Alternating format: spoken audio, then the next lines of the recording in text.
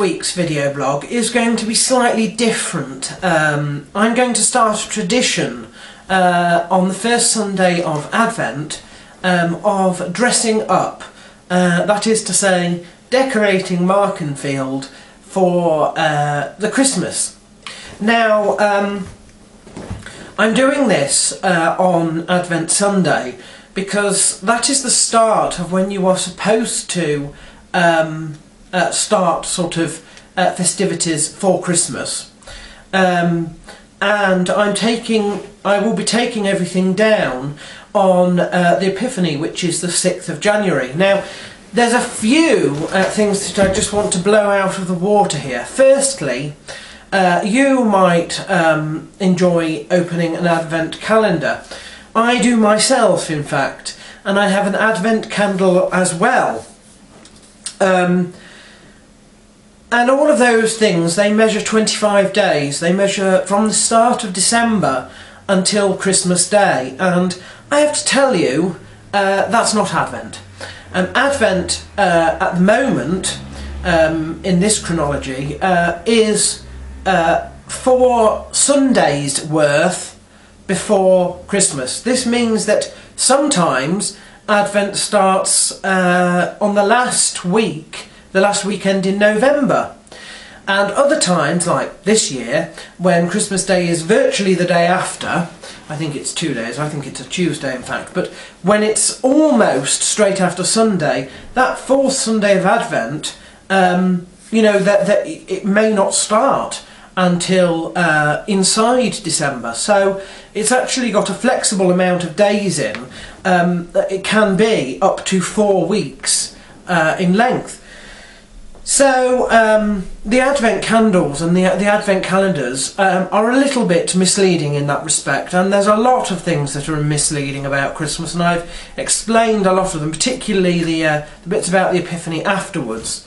But one thing remains, and that is that it is customary to decorate festive decorations, and as you can probably hear, Toby is still inside. Yes, Toby has been to the vets this week because he was fighting last weekend and he tore a nail, and whilst that was going okay for the first half of the week, in the second half of the week I found him outside waiting for me to inspect him. And looking at it, the nail had completely died and it had got infected. And I took him to the vets, and of course they've said Baytril is the answer to everything, so we're running him on a course of Baytril. The problem is that if this does not go down, if the infection is not solved, he will have to have one of his toes amputated.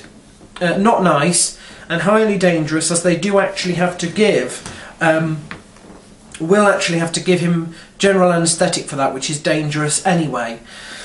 At the moment he's fine, apart from the fact he stands on one leg, and he does that much better than I.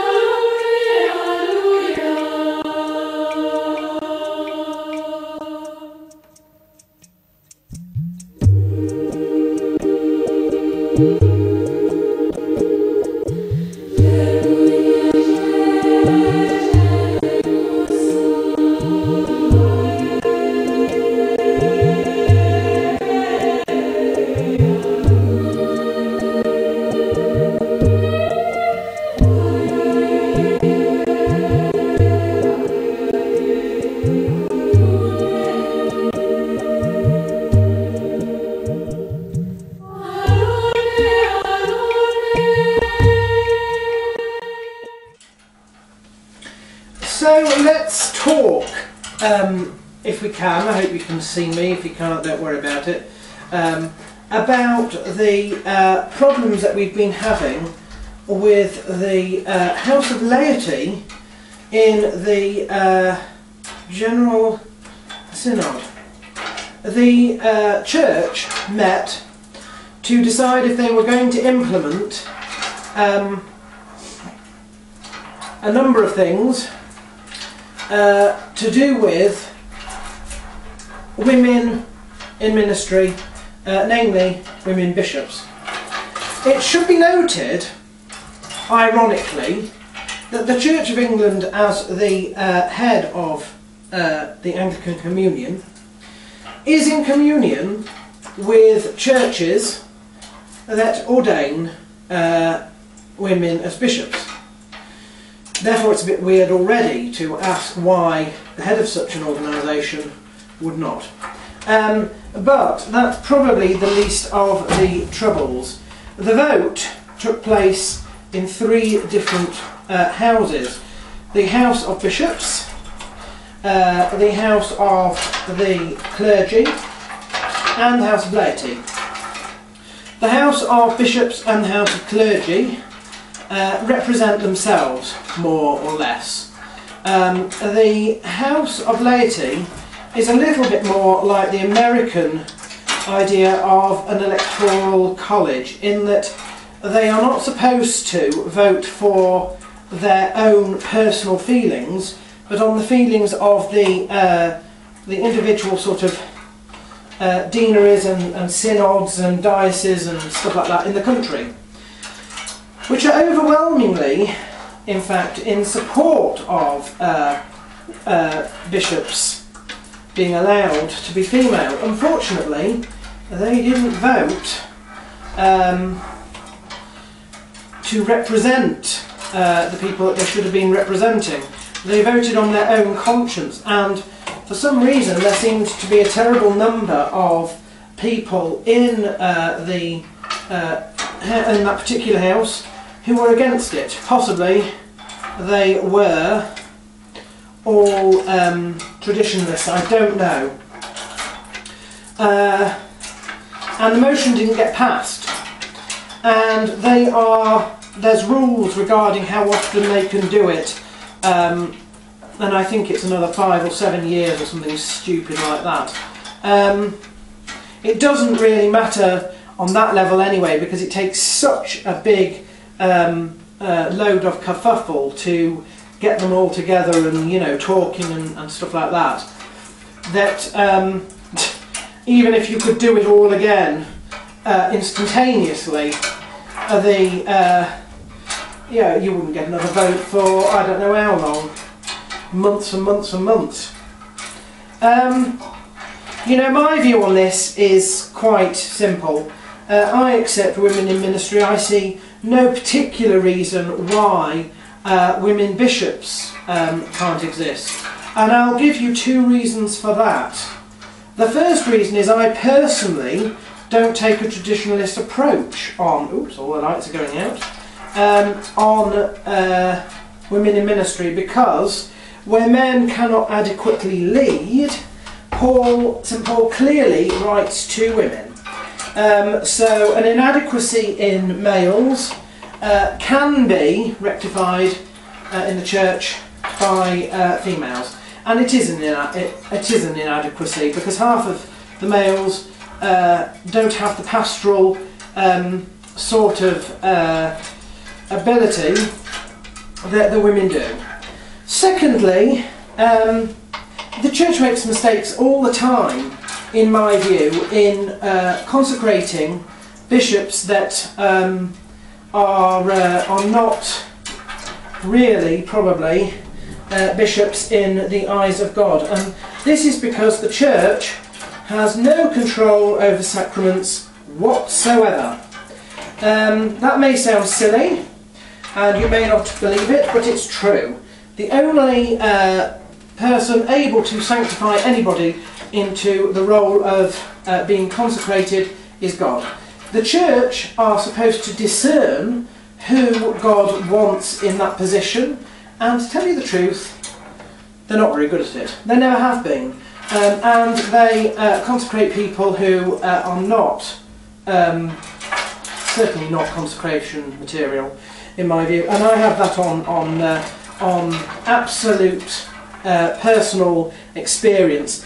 You know, the thing you have to remember is that it's a fallen institution. It's a fallen institution working in a fallen world. Even if if God did not want women bishops, the fact that God lets the church ordain men, and some men are not appropriate for the roles they're consecrated or ordained into, to me suggests that it doesn't really matter. In a large sense, you can't force a blessing from God on anyone. Just like heathens, if you want to marry heathens, well, you know, they can have a church service, they can do whatever they want, but the church hasn't got authority over the spiritual aspect of marriage. So, you know, it's just a little placebo to make them feel better, isn't it? If they want it real, they have to understand that the only person who can bestow blessings in that manner is God himself. And, you know, so it's disappointing. I can't say that I am surprised. I'm surprised it came, I suppose, from the House of Laity, but I'm not really surprised about the outcome. I was impressed with the way the outgoing Archbishop of Canterbury handled it, though.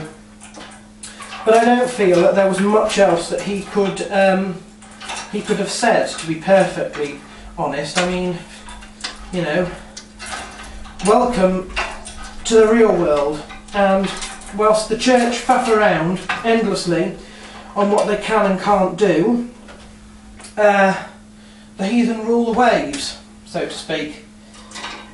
So it's same old, same old.